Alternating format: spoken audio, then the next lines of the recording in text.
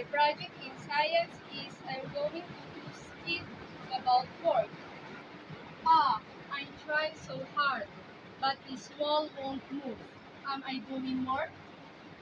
Haha, well, in science, work only happens if something moves. Sorry, no work on that wall. Really? So all this effort is wasted? Not wasted. You're just not transferring energy.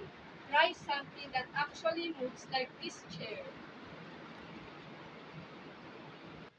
Oh, so I'm doing work because the chair moves. Exactly. And the harder you push, or the farther the chair moves, the more work you do. That's force times distance. So lifting my bag counts as work too. Yep, every time you lift, push, or move something, you're transferring energy. That's work in action.